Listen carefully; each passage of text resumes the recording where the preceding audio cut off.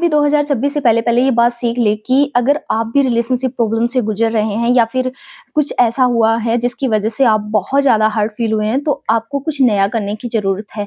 Hello everyone, मैं हूँ पूनम यादव और मैं आपका स्वागत करती हूँ अपने इस नेक्स्ट वीडियो में। आई होप आप लोगों को मेरी बात थोड़ी-सी समझ आएगी और थोड़ी-सी हेल्पफुल साबित होगी। तो है ना, मैं आप लोगों को बता रही हूँ कि रिलेशनशिप है ना, आजकल इंडिया में सबसे ज़्यादा यही चल रहा है कि रिलेशनशिप टूटने की वज़ह से बहुत ज़्यादा डिप्रेशन में चला गया है इंसान। और ये संभव भी है क्योंकि ना रिलेशनशिप जो होते हैं ना, हम उनमें बहुत ज़्यादा इमोशनली कनेक्ट होते हैं। हमारा माइंड और सबकॉन्शियस माइंड दोनों है ना, उससे बहुत ज़्यादा कनेक्ट होते हैं। और जैसे ही हमें रिलेशनशिप में वैसा कुछ नहीं मिलता जैसा हम उम्मीद करते हैं, या फिर कोई इंसान हमें चीट करता है, हमें हर्ट करता है, तो हमें ना उस चीज़ को हमारे वो अंदर बैठ जाती है। हमारा सबकॉन्शियस माइंड उससे बहुत ज़्यादा हर्ट होता है। और हमारे कॉन्शियस माइंड में क्या चल रहा है ये मैटर कम करता है, लेकिन जब हमारे सबकॉन्शियस माइंड में कोई चीज़ बैठ जाती है ना, तो वो हमें बहुत ज़्यादा नुकसान पहुँचाती है। और अगर ये अब हमने इसको हील नहीं किया ना, हमने इसको खत्म नहीं किया ना, तो हमारे साथ बहुत ज़्यादा प्रॉब्लम हो सकती है, क्योंकि यही जो वो पैटर्न है ना, ये दोबारा से हमारी लाइफ में रिपीट हो सकता है, क्योंकि जो हमारे सबकॉन्शियस माइंड में जो डर बैठ गया है, जो भी इश्यू थे रिलेशनशिप में, वो सारी बातें जो उनके साथ टॉक हुई, झगड़े हुए, जो उन्होंने आपको हर्ट किया या फिर कुछ ऐसा जो आप दोनों के बीच में हुआ, तो ना वो बहुत ही डीपली आपके सबकॉन्शियस माइंड में बैठ जाता है, क्योंकि हम उस टाइम बहुत हैप्पी मूड में होते हैं और वो हैप्पी मूड ही हमें हमारे सबकॉन्शियस माइंड तक हर एक बात पहुँचा देता है। लेकिन है ना, जैसे ही हम हर्ट होते हैं तो भी हमारा सबकॉन्शियस माइंड उसे अपने अंदर तक ले लेता है कि हाँ, मतलब ऐसा कुछ फ़ील हुआ, ठीक है? तो है ना, इसे हील नहीं किया गया ना, तो अगर आप नेक्स्ट आपका कोई भी रिलेशनशिप होगा या फिर आप कोई भी नेक्स्ट रिश्ते में बंधेंगे, तो आपको वही सारे डाउट्स होंगे जो आपके सबकॉन्शियस माइंड में जो हर्टनेस की वजह से बैठे हैं, ठीक है? तो वही सारे डाउट होंगे, उसकी वजह से आप वही चीज़ें वापस से अट्रैक्ट करने लग जाओगे। इससे अच्छा है कि खुद को हील करो। मैं ना सबसे कहना चाहूँगी जो भी रिलेशनशिप प्रॉब्लम से गुज़र रहे हैं, जिनको भी ये है कि मतलब इससे बाहर आना मुश्किल है, तो इससे कोई बाहर आना मुश्किल तो है मानती हूँ, लेकिन इतना भी मुश्किल नहीं है। अगर आपको अपनी लाइफ़ में कुछ करना है या फिर अपनी लाइफ़ में आगे बढ़ना है ना, तो आपको ये करना ही पड़ेगा। क्योंकि अगर नहीं किया ना, तो नुकसान सिर्फ़ आप ही का है, ठीक है? आपकी फैमिली आपको देखकर हर्ट होगी, या फिर दोबारा से वही पैटर्न अगर आपकी लाइफ़ में आएँगे, तो आप नहीं चाहोगे कि खुद को दोबारा से उतना ही हर्ट फ़ील कराओ, ठीक है? तो है ना, मेरा सजेशन ये है कि उन लोगों को कुछ टेक्नीक अपनी लाइफ में ज़रूर अप्लाई करनी चाहिए, जैसे कि होपोनोपोनो, ईएफटी, एनएलपी, ये सब टेक्निक्स हैं, ये जो ज़रूर उनको अप्लाई करनी चाहिए। उनसे उनका जो सबकॉन्शियस माइंड है ना, वो थोड़ा रिलैक्स फ़ील होगा। 1 दिन में नहीं होगा, 2 दिन में नहीं होगा।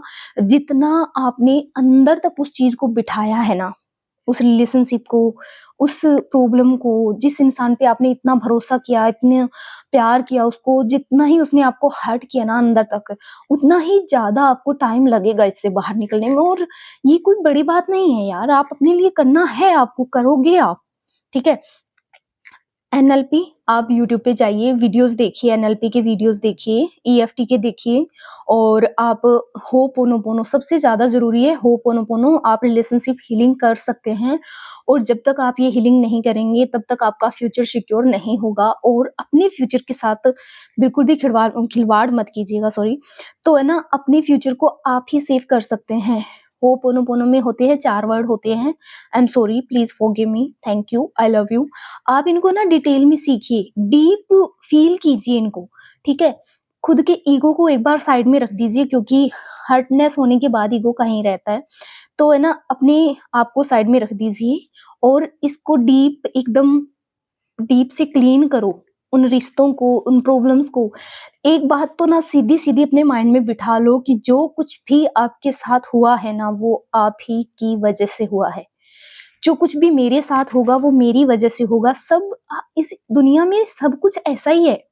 जो कुछ भी होता है ना, वो आपके कर्माज़ होते हैं, चाहे इस जन्म के हो या पिछले जन्म के हो, वो कर्माज़ आपके लौट कर आते हैं। आपको जाने-अनजाने में आपने कभी किसी को हर्ट किया होगा, कुछ तो ऐसा हुआ ही होगा, जिस वजह से आपकी लाइफ में ये मोमेंट आया।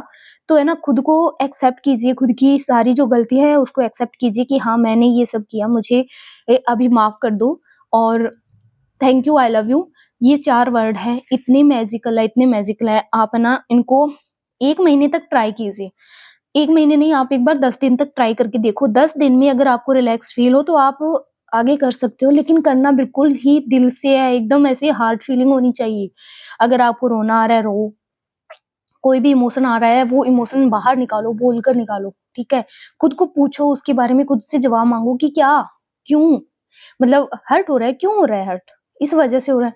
लेकिन है ना, एक बात हमेशा दिल में याद रखना कि जो होता है हमारी वजह से होता है, उसकी ज़िम्मेदार हर तरफ से हम होते हैं, चाहे हम माने या ना माने। जो कुछ भी हमारी लाइफ में होता है, वो हम ही अट्रैक्ट करते हैं।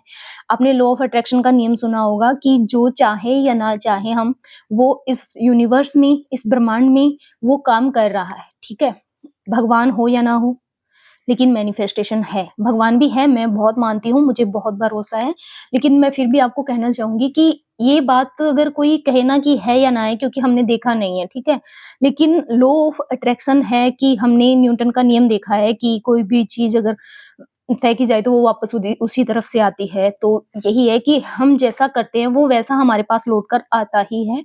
तो इस चीज़ को समझिए और अपने आप को हील करें, और हील करने के बाद ही नेक्स्ट स्टेप लिए अपनी रिलेशनशिप के लिए। कुछ भी अगर लाइफ में करना है तो उसके बाद, क्योंकि हीलिंग के बिना आप वैसे के वैसे हो, आपके अंदर वो जाले-जंजाले लगे हुए हैं, जो आपके पीछे की रिलेशनशिप से आपको हुए हैं, तो उनको बाहर निकालो और अपनी लाइफ में खुश रहने के लिए सिर्फ एक कदम उठा लो, सिर्फ एक कदम।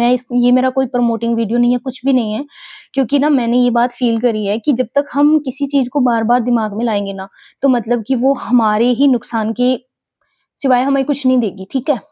तो आई होप आप लोगों को समझ आया होगा मेरी थोड़ी-सी बात।